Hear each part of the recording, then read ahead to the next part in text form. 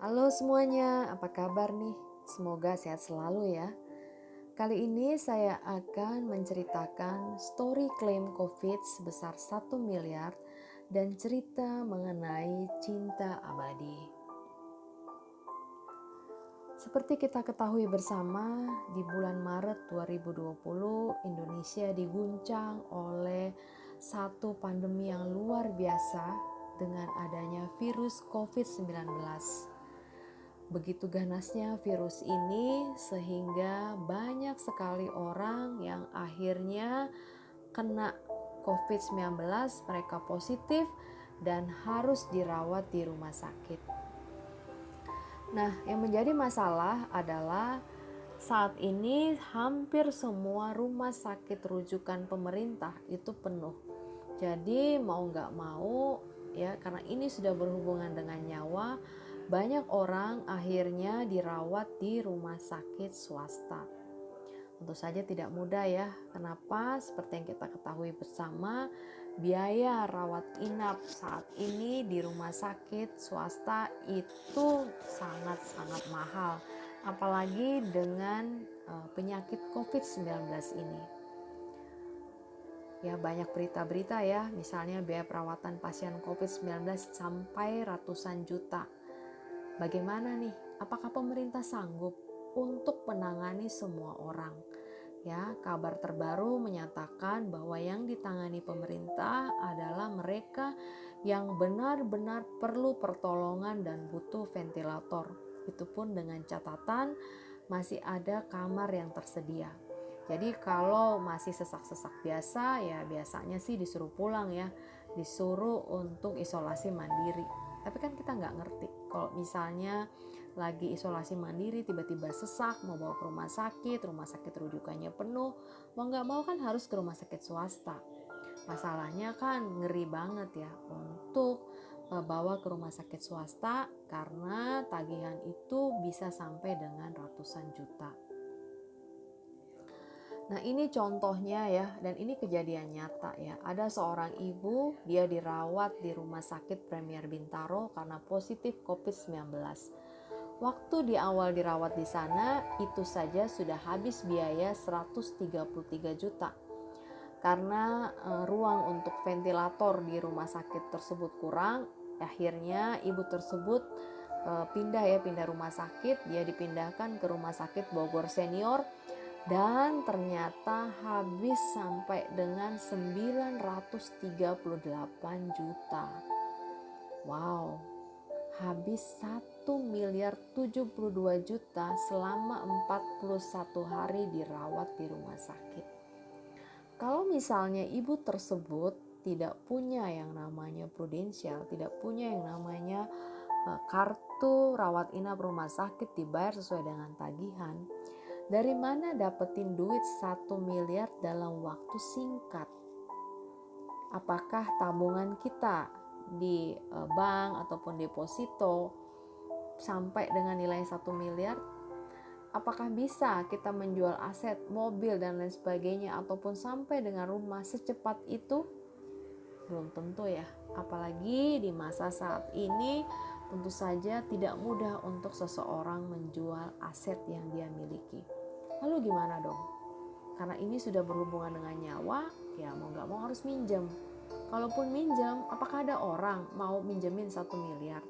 Belum tentu loh Bapak Ibu. Jadi penting banget yang namanya kita punya proteksi untuk jaga-jaga jika terjadi resiko sampai dengan biaya 1 miliar kita akan ditolong ya, akan dibantu oleh Prudential sehingga tidak perlu untuk keluar dana lagi.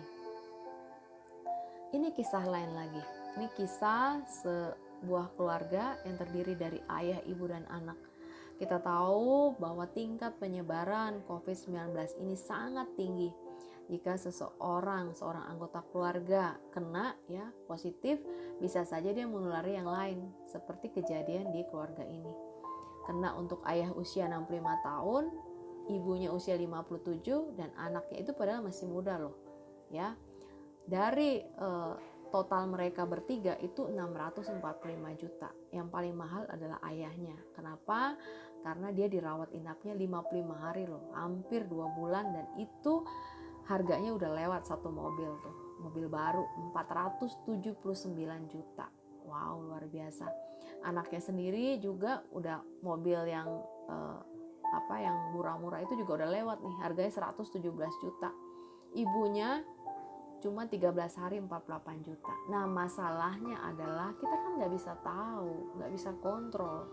Ketika penyakit itu datang kepada kita, ya kita nggak tahu nih, nggak kayak kita check-in hotel, saya mau check-in 3 hari, 4 hari, setelah itu saya keluar.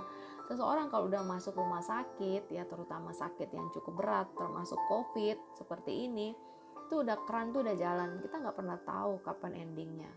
Ada yang bisa 13 hari seperti ibu ini, ada yang 47 hari padahal masih muda loh anaknya ini, bahkan ada yang 55 hari seperti sang ayah.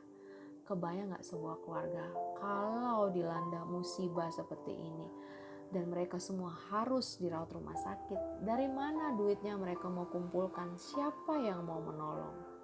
Ya, puji Tuhan ya, alhamdulillah keluarga ini punya semuanya, ibu, ayah, dan anak, untuk kartu Black Card Prudential, sehingga mereka fokus kepada penyembuhan. 645 juta di cover oleh Prudential. Mengapa sih biaya perawatan COVID-19 itu sangat mahal, bahkan sampai dengan 1 miliar? Ya, kenapa? Karena ruang ICU aja dengan ventilator itu biayanya 16,5 juta per hari. Makanya make sense kan kenapa rumah sakit rujukan hanya mau menerima orang-orang yang benar-benar sudah gawat, yang berhubungan dengan nyawa. Kenapa? Ya tentu saja keterbatasan ruangan ICU yang ada ventilator, tidak semua ruangan ICU ada ventilator ya. Dan kemudian juga tentu saja ada biaya ya, pemerintah tentu saja juga punya dong keterbatasan dana yang mereka miliki. Nah, kemudian juga selain ruang ICU yang mahal dan ventilatornya, obat-obatan untuk menaikkan imunitas tubuh juga itu mahal sekali. Ada satu obat namanya Gamaras, itu satu botol kecil saja cuma isi 5 mg, satu botol 3,7 juta. Nah, pasien tadi si ibu yang dirawat sampai dengan 1 miliar itu menghabiskan 264 juta untuk Gamaras dalam 2 hari. Ya, jadi Gamaras yang efek bikin dia mahal, plus juga ICU-nya hitung aja 41 hari dikali 16,5 juta itu juga udah berapa. Nah, ini adalah biaya kamar ya. Ternyata memang kalau sakit itu bukan hanya COVID, itu sangat-sangat tidak murah. Kena demam berdarah saja itu bisa sampai dengan puluhan juta. Contoh misalnya di Jakarta Selatan ya, ada rumah sakit Pertamina, untuk kelas VIP aja itu udah 2 juta per malam. Kelas satunya aja 1 juta. Nah, kebayang nggak? Nah, teman-teman mungkin berpikir, nggak apa-apa ada BPJS ini. Teman-teman perlu diingat ya, BPJS itu ada rumah sakit yang mereka tidak terima pasien rawat inap. Jadi benar-benar hanya pasien rawat jalan saja. Dan tidak semua rumah sakit swasta bisa terima pasien BPJS. Kalaupun terima ya siap-siap untuk ngantri teman-teman. Masalahnya kembali lagi, ini sudah berhubungan dengan nyawa. Ya, ketika seseorang sudah diperhadapkan dengan sakit, kalau tidak ada pilihan, ya bagaimana? Ya kan? Nah, mungkin ada teman-teman yang berpendapat, saya nggak mau gitu ya, saya udah cover nih dari kantor. Nah, teman-teman pastikan ya, asuransi dari kantornya itu cover sampai dengan limit berapa. Terutama di saat seperti ini, di mana perusahaan banyak yang mengalami omsetnya turun, sehingga fasilitasnya pun turun. Tadinya mungkin mereka ngasih fasilitas asuransi kesehatan untuk karyawan, tapi sekarang mereka hanya ngasih BPJS doang. Nah, ini teman-teman pastikan ya, kalaupun masih dapat asuransi swasta, itu limitnya berapa. Jangan berpikir bahwa all in semua ditanggung loh. Nah, ini contoh seorang direktur perusahaan, dia mengalami sesak nafas. Ternyata ada masalah di jantung dan dia harus pasang 3 ring jantung. Dari total tagihan 478 juta itu, dia harus di cover nggak nyampe 200 juta loh. Jadi dia harus keluar dana dari kocek dia sendiri 288 juta. Masalahnya saat-saat sekarang ini cash is the king. Sometimes orang tidak menyimpan begitu banyak uang dalam bentuk cash, sementara rumah sakit kan nggak mau tahu ya. Begitu mau ada tindakan ya bayar dulu. Mereka tidak akan lakukan tindakan sebelum dilakukan pembayaran. Ya, ini sangat berisiko jika kita tidak punya yang namanya proteksi untuk rawat inap di rumah sakit. Nah, umumnya orang akan berusaha melindungi dan memberikan yang terbaik kepada siapa yang dia sayangi. Apalagi jika orang yang dia sayangi tersebut dalam keadaan lemah tidak berdaya. Masalahnya obat-obatan paten, ya contohnya seperti Gamaras tadi, alat-alat rumah sakit, kamar ICU, ada ventilator dan sebagainya, itu sama sekali tidak murah. Dan di mana setiap orang, banyak banget orang yang antri di rumah sakit, teman-teman tidak punya banyak pilihan, ya kan? Hanya bisa masuk ke yang ada itu biasanya rumah sakit yang mahal. Masalahnya kalau dana kita terbatas gimana ya. Nah, kabar gembiranya untuk perlindungan rawat inap rumah sakit ya yang di cover oleh PRU sampai dengan 15 miliar, teman-teman hanya cukup menyisihkan dana 270.000 per bulan atau sekitar 9.000 per hari. Ya, ini hanya sedikit selisih saja gitu teman-teman dengan BPJS, tapi fasilitasnya luar biasa ya, limitnya luar biasa. Teman-teman gak usah pusing lagi untuk nombok. Nah, cerita kedua yang saya ingin sampaikan adalah bukti cinta sejati. Bahwa yang namanya kepastian itu selalu datangnya tiba-tiba. Ada seorang kepala keluarga ya, usianya masih muda, usianya 45 tahun, seorang pebisnis ya. Dia berada di puncak karir dan bisnisnya. Dia rajin berolahraga, badannya sehat. Tiba-tiba dia kena lah yang namanya COVID positif dan masalahnya adalah cukup parah ya. Si COVID itu menyerang paru-paru dia sehingga dia pun sudah dibawa ke Singapura segala, tapi nyawanya tidak tertolong ya. Puji Tuhan, alhamdulillah si bapak ini adalah orang yang sangat care dengan keluarganya. 2-3 tahun sebelumnya dia sudah membuat satu proteksi untuk jaminan kepastian income untuk biaya hidup dan sekolah anak-anaknya sejumlah 30 miliar ya. Sehingga ketika dia meninggal, walaupun raganya sudah tidak ada lagi bersama dengan keluarganya, tetapi 30 miliar sangat-sangat berarti untuk anak dan istrinya. Sehingga mereka tetap dapat melanjutkan hidup seperti dengan kebiasaan yang mereka lakukan saat ini.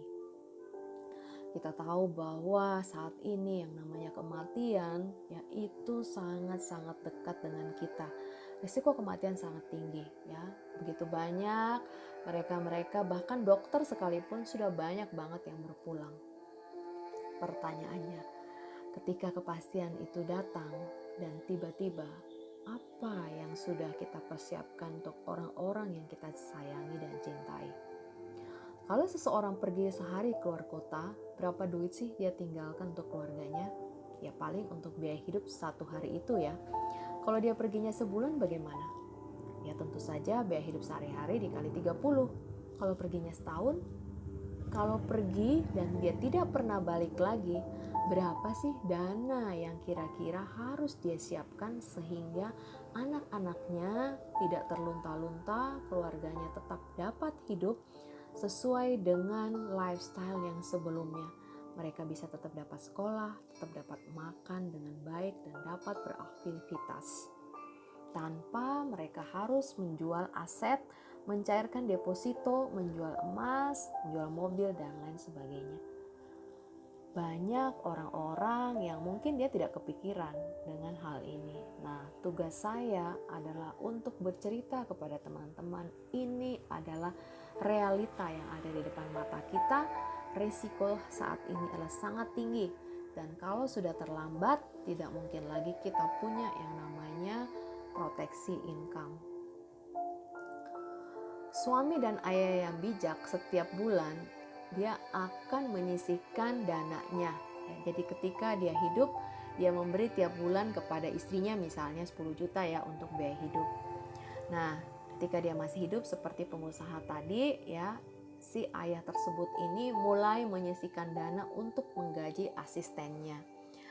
Asisten ini tugasnya adalah menjaga anak dan istrinya jika terjadi resiko. Nah, si ayah ini ketika dia masih hidup ya, dia cukup menggaji asistennya ini sebesar 1 juta per bulan. Jadi suaminya ini hanya bayar selama 10 tahun untuk masa kerja si asistennya ini untuk siap sedia itu selama 20 tahun. Jadi jika terjadi resiko dalam 20 tahun tersebut akan cair dana sebesar 2 miliar. Jadi tugasnya si asisten itu adalah cairkan tadi ya dananya 2 miliar untuk diberikan kepada istri dan anak-anak si suami tersebut jika suami itu berpulang terlebih dahulu. Jika suami itu sehat-sehat aja ya, setelah 20 tahun si asisten dipecat dan seluruh gaji yang diterima oleh asisten tadi, berarti gaji dia selama 10 tahun akan dikembalikan kepada majikannya atau si tuan tadi. Menurut teman-teman ini keren atau keren banget? Keren banget sih menurut saya teman-teman, apalagi di zaman resiko tinggi seperti ini. Tidak ada ruginya, semua duit akan dibalikin 100% jika masa perlindungan setelah 20 tahun selesai. Jadi bukti cinta sejati ini atau Prucinta ini di cover untuk masa 20 tahun. Masa 20 tahun tidak perlu membayar 20 tahun, cukup 10 tahun saja. Ya, setelah 20 tahun selesai mau perpanjang lagi ya boleh saja gitu.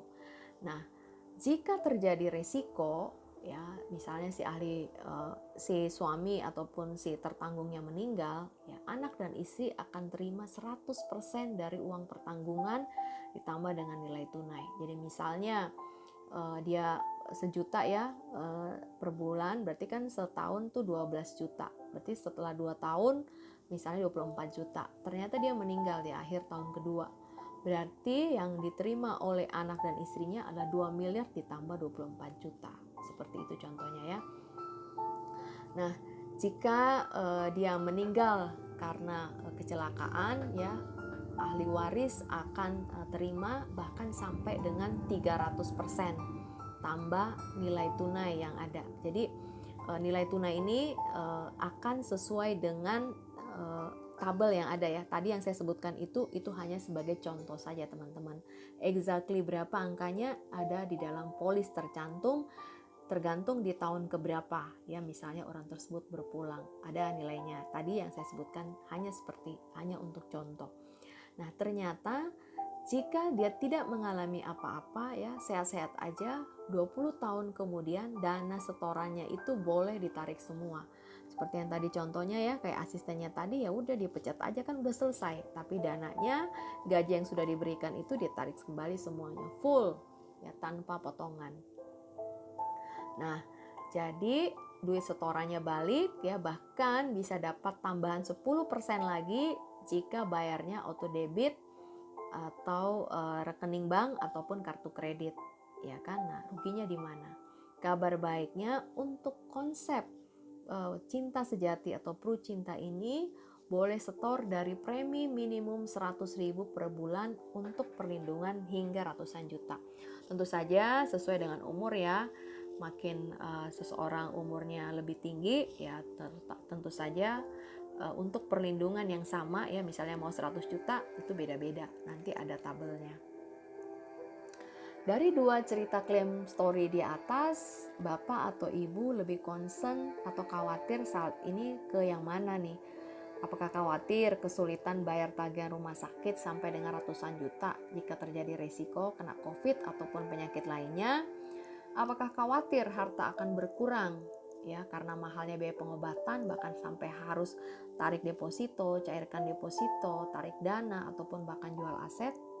Atau saat ini bapak dan ibu lebih khawatir dengan biaya sekolah dan biaya hidup anak-anak pasangan ataupun orang tua jika terjadi risiko meninggal sehingga income itu hilang? Boleh nggak kita discuss lebih lama?